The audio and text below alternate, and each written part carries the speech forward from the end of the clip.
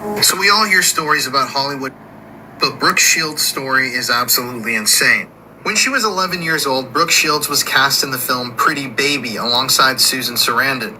And in the film, when she was 11 years old, Brooke played the character Violet, the daughter of a prostitute who lived in a brothel. And disturbingly, in the film, there were actual nude scenes filmed. Fully nude scenes featuring the 11-year-old Brooke Shields.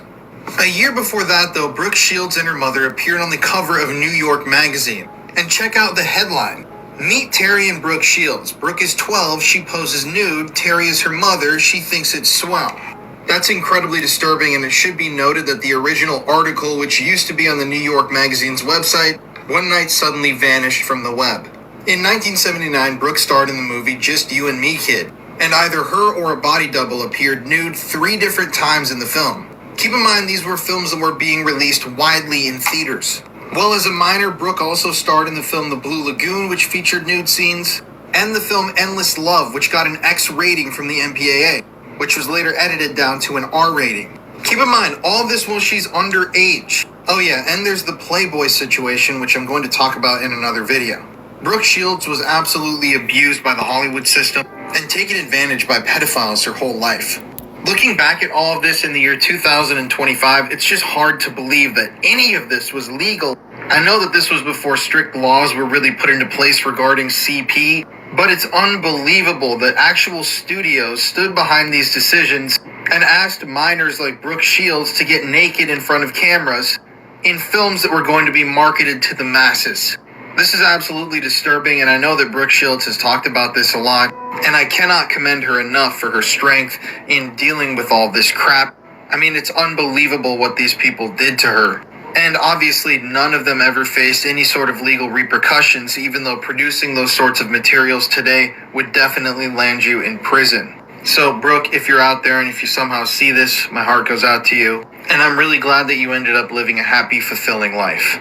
This has to be one of the most disturbing magazine articles that I've ever read in my life. Trigger warning, what I'm about to go over is incredibly graphic and disturbing. Brooke Shields is a very famous American actress, and she really rose to fame in the late 1960s and 70s. And that was because Hollywood producers gave her a number of high-profile roles in films where she was asked to go completely nude. And I'm talking fully nude with full glam on as a 10, 11-year-old. So this issue of High Times magazine was published in February of 1978.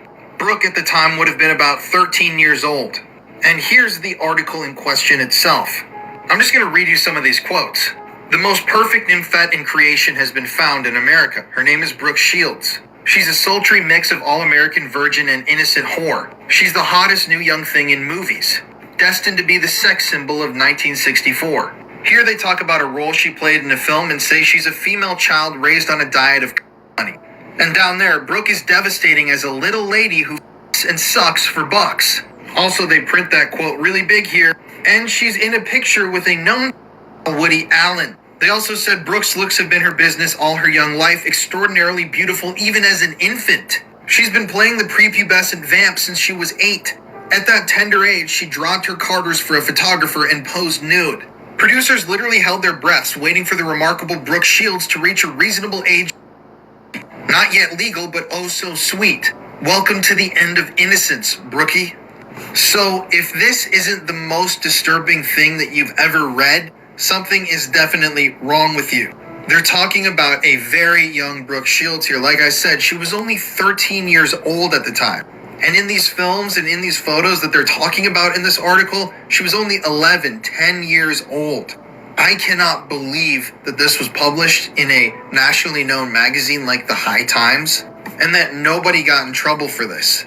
In my opinion, we should retroactively go back in time and arrest these people for publishing things like this about her.